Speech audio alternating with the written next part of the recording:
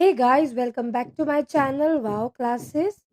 सो आज की वीडियो में हम कुछ इंग्लिश के क्वेश्चंस डिस्कस करने वाले हैं। इंग्लिश की जो हमारी बुक है फर्स्ट फ्लाइट, उसके बस चैप्टर्स के, इसमें पोएम्स के क्वेश्चंस इंक्लूड नहीं है। पोएम्स के क्वेश्चंस की मैं अलग वीडियो बनाऊंगी। आज की वीडियो में चैप्टर्स का फर्स्ट पार्ट हम लोग डिस्कस करने वाले हैं। तो जो फर्स्ट क्वेश्चन हमारा है, why was Lencho angry when he received the letter. Lencho गुस्सा क्यों था जब उसने लेटर को रिसीव करा। Postmaster could raise only 70 pesos when he sent to Lencho. Supposedly from good.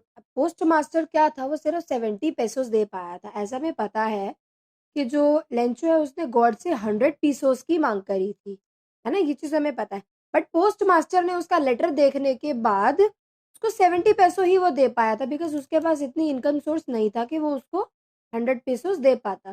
तो लेंचो एंग्री इसलिए था, जैसे कि I have mentioned here, he was angry because he thought that post office employees had kept 30 pesos sent to him by God. अब उसको ये लग रहा था कि गॉड ने जो उसे पैसे भेजे थे, उन्होंने तो 100 पीसोस ही भेजे थे, बट उसको लग रहा था कि जो ये पोस्ट ऑफिस के जो एम्प्लॉय हैं उन्होंने 30 पेसोस खा लिए हैं उसके। Next question we have is what did the post master do then. Post master ने क्या किया उसके बाद। The post master burst into laughter on seeing the deep faith of Lencho in God. वो लेंचो का जो अंधा विश्वास था गॉड की तरफ का, वो उसको देख के हंसा कि मतलब एक बंदा इतना ट्रस्ट कैसे कर सकता है, कि मतलब उसे लग रहा है कि हाँ भाई गॉड उसके लिए 100 pesos भिजवाएंगे।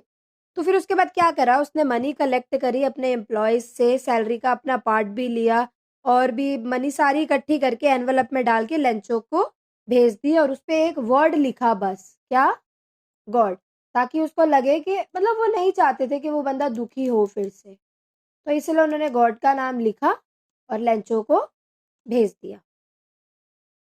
What was unique in the inauguration ceremony. Inauguration ceremony में यूनिक चीज क्या थी।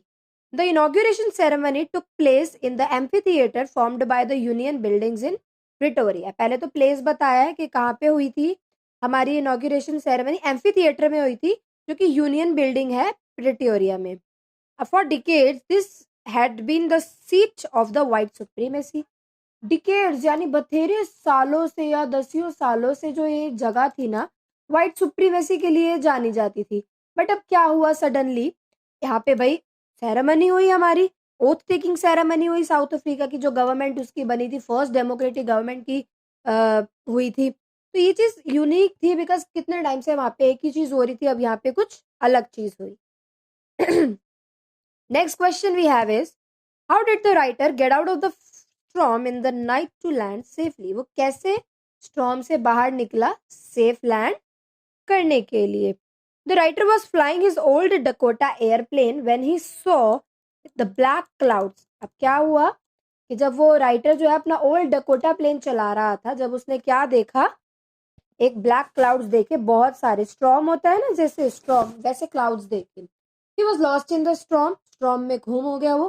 Suddenly he saw a black airplane by his side which has no lights no wings. उसने अपने साइड में एक एयरप्लेन देखा जिसकी ना ही कोई लाइट थी और ना ही कोई विंग्स थे, और उसके पायलट ने उसको इंस्ट्रक्ट करा कि कैसे कैसे फॉलो करना है। उसने फॉलो करना शुरू कर दिया राइटर ने, तो उसने बच्चों की तरह उसको फॉलो किया। वो हैप्पी था उसको फॉलो करके कि चलो कोई तो मिला जो मेरे को इससे बाहर निकालेगा। तो आफ्टर सम टाइम कुछ टाइम बाद वो पायलट लैंड कर गया था।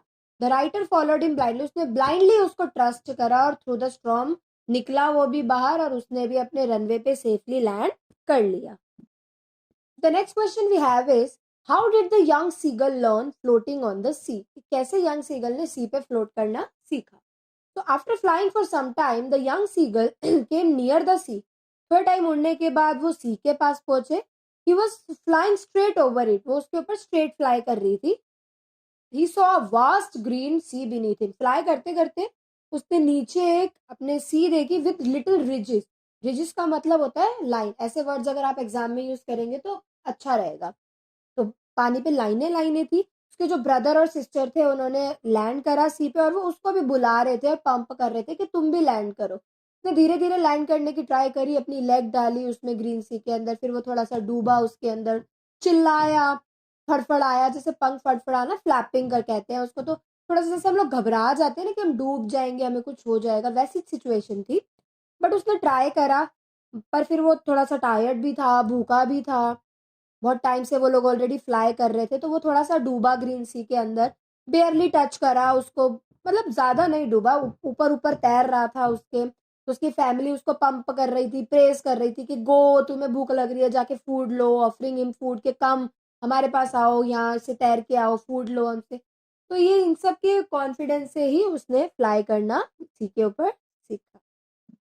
Question number 6 we have is, what was his family doing on the plateau when Seagull failed to draw their attention? कि अब फैमिली उस समय क्या कर रही थी जब वो अपना अटेंशन नहीं उस तरीके से फेल हो रहा था, उसका अटेंशन उस तरीके से नहीं दे पा रही थी। तो जो उसके टू ब्रदर्स और सिस्टर है वो आधा मतलब हल्का फुल्का सो रहे थे, उनकी आधी गर्दन ऐसे पानी में थी, और his father preening the feathers with beak on his white back, वो लोग फादर भी कुछ कर रहे थे। Only his mother standing on a little mount on the plateau was looking at him.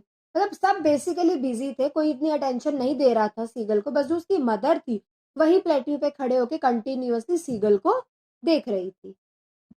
Next question number 7 we have is, what punishment did Mr Keesing give to Anne Frank? Anne Frank को क्या punishment दी थी? How did she finally stop him from punishing, और कैसे उसने stop करा था punishing के लिए? So Mr Keesing was an old fashioned maths teacher. हमें पता है जो हमारे मिस्टर कीजिंग थे वो थोड़े पुराने जमाने के मैथ्स टीचर थे, और एनी जो है वो बहुत बातें करती थी मिस्टर कीजिंग की क्लास में, और उन्हें बहुत परेशान करती थी। जो टीचर थे उन्होंने उसको बहुत वार्निंग्स दी कि मत बातें करो, do not talk in class. तो मानी ही नहीं, तो मजबूरन आके उनको क्या करना पड़ा, उसको पनिशमेंट देनी पड़ी। तो मिस्टर कीजिंग असाइंड हर सम एक्स्ट्रा होमवर्क। अब उन्होंने क्या पनिशमेंट दी, उसके लिए एक्स्ट्रा होमवर्क उसको करने के लिए दिया। He asked to write a essay on the subject chatterbox. अब उसने उसको किस चीज पे एसे लिखने के लिए दिया? Chatter box. जैसे क्या वो बातें करती थी ना, तो उसको चैटर बॉक्स कहते हैं, तो उसने यही टॉपिक निकाल दिया। On the second occasion she was asked to write an essay. उसने एसे लिखा on the subject an incorrigible chatter box. Chatter box पे दिया, उसके बाद बोला कि एन इनकॉर्डिबल चैटर बॉक्स पे लिखो। थर्ड असाइनमेंट दिया कि quack quack quack said mistress chatter box. मतलब एक लेवल बढ़ा बढ़ा के उसको ऐसे दिया कि पहले थोड़ा सा लिखो, फिर हाई लेवल वाला टॉपिक दिया, फिर और हाई लेवल वाला टॉपिक दिया। तो बेसिकली मिस्टर कीजिंग जो थे ना वो उसके साथ जोक कर रहे थे कि जब उसको ऐसे लिखने के लिए बोला, इस पे quack quack quack said mistress chatterbox. ठीक है, so she decided to play a joke on Mr Keesing himself. अब उसने भी जोक करने की सोच दिया। She had nearly exhausted her impunity on the topic of chatterboxes.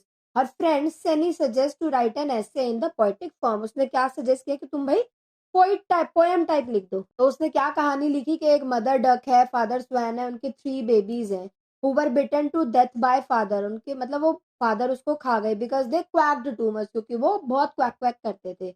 तो mister Keesing took the poem in the right away and understood the joke. तो वो हंसे बहुत। After that he never assigned any extra homework. मतलब उस basically उसने थोड़ा सी मस्ती करी कि वो क्वैक क्वैक करते थे, तो उन्होंने उसे मार दिया। तो एनी फ्रैंक ने भी थोड़ा सा फनी, सॉरी, तो कीजिंग ने भी थोड़ा सा फनी में लिया जोक को, और उसके बाद से कभी उसको ऐसा हार्ड होमवर्क नहीं दिया। On the contrary he was always making jokes in the class. फिर वो मतलब बेसिकली वो दोनों ही क्लास में जोक करते थे। Next question number 8 is, what shows that any was deeply in love with her grandmother? क्या चीज शो करती है कि एनी जो है वो अपनी ग्रैंडमदर को बहुत ज्यादा लव करती थी? Anne loved her grandmother from the core of the heart, मतलब deep deepen of the heart. वो बहुत प्यार करती थी। उसकी ग्रैंडमदर जो थी वो 1942 में एक्सपायर हो गई थी, डाइड हो गई थी। But any still want on loving हर, फिर स्टिल उनका प्यार चाहती थी वो। When the birthday of Annie was being celebrated in 1942, a special candle was lit for her. तो जब 1942 सेम ईयर जब उनकी डेथ हुई थी, जब एनी का बर्थडे सेलिब्रेट किया जा रहा था, तो एक स्पेशल कैंडल भी उनके लिए जलाई गई थी in the memory of her grandmother. Next question. Why is Maddie embarrassed by the question Peggy asked Wanda? Is she also like Wanda or is she different? अब मैडी जो थी वो एम्बेरस्ड क्यों थी पैगी के क्वेश्चन से जो उसने वेंडा से पूछा था?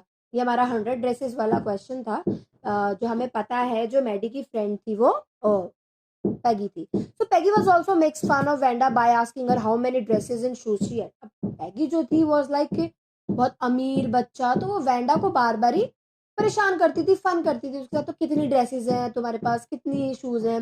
She was amused when Wanda told that she has 100 dresses and 60 pairs of shoes.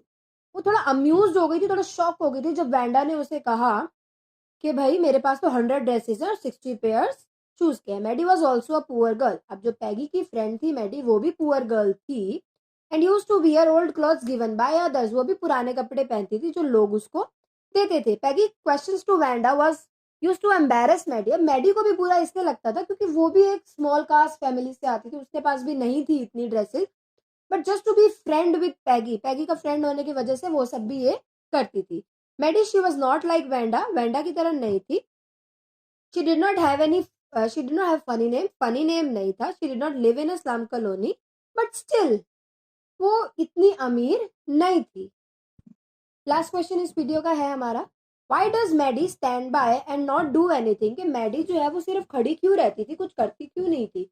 How is she different from Peggy. अब वो पैगी से डिफरेंट क्यों थी। और हम इस क्वेश्चन को ऐसे भी कह सकते हैं कि was Peggy's friendship important to Maddie, की मतलब पैगी की जो दोस्ती थी मैडी के लिए इंपॉर्टेंट थी बहुत ज्यादा। वाई, तो देखते हैं। Maddie does not want the Peggy should make fun of Wanda for a dresses that she thought. अब क्या करती थी ना, वो नहीं चाहती थी कि पैगी जो है वो वैंडा की ड्रेसेस का मजाक बनाए and she thought Peggy would decide of her own accord to stop him fun with Wanda. Now she is different from Peggy. अब वो पैगी से डिफरेंट थी। शी अवियर, अब वो जो है डिफरेंट इसलिए थी क्योंकि वो ओल्ड क्लोथ्स पहनती थी, पैगी के पहनती थी क्लोथ्स उसके पास भी थे बट उसके पुराने क्लोथ्स पहनती थी। पैगी की फ्रेंडशिप ऑब्वियसली मैडी के लिए इंपॉर्टेंट थी, उसकी बेस्ट फ्रेंड थी। अब इस लाइन से हम ये कह सकते हैं, Peggy was the best liked girl in the whole room. Peggy could not possibly do anything that was really wrong. तो कहीं ना कहीं बुरा लगता था, बट जो पैगी थी उसकी बहुत ही ज्यादा बेस्ट फ्रेंड थी। तो आज की वीडियो में इतना ही करते हैं। चैनल को जरूर लाइक, सब्सक्राइब और शेयर करें, बिकॉज अभी मैं फर्स्ट फ्लाइट के सेकेंड पार्ट भी अपलोड करूंगी, जिसमें हमारे अभी बाकी के कुछ चैप्टर्स रह गए हैं, वो वीडियो मैं अपलोड करूंगी। Thank you for watching my video.